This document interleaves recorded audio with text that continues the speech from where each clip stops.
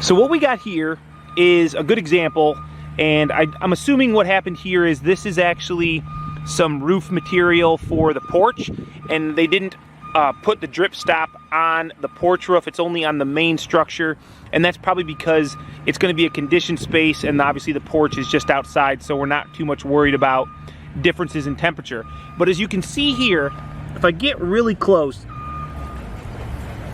it's basically like a woven fibery. I compare it to like a felt, and this is glued and applied at the factory, so as the sheet is ran through the mill, this is put on before it even hits the rib profile machine. And you can see here, I'll go ahead and pull it up. It's pretty darn sticky, as you can see. And like I said, I don't know how to compare it to anything other than it's actually like a very felty material.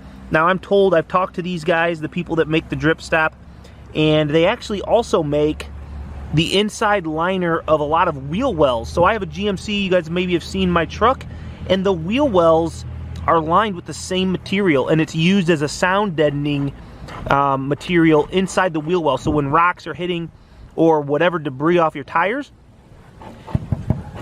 it doesn't make as much of a ting noise. I mean, here's a little rock. You can hear the difference.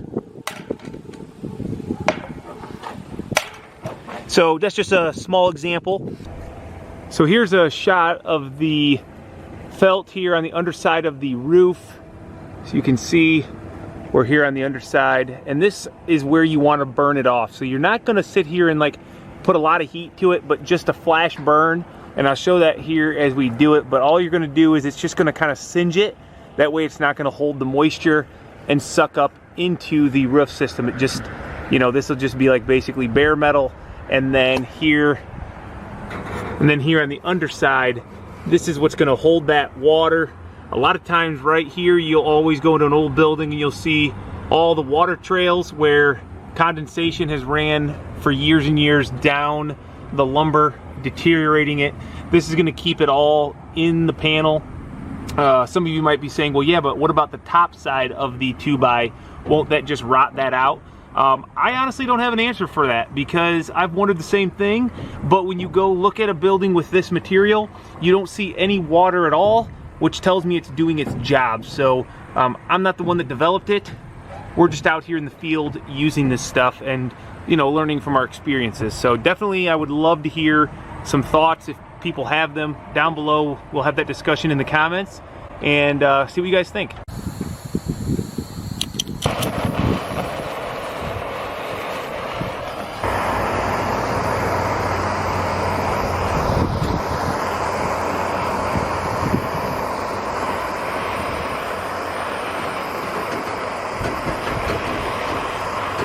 So you can see by doing the burn, it basically hardens the felt, and it's not soft. It's not going to suck up any water.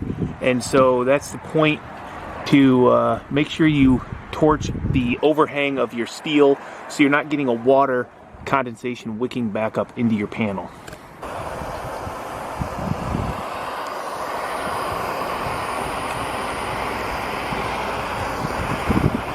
Want to make sure you're nice and quick. You don't want to hold the heat too long, damage any of the steel finish or ladybugs.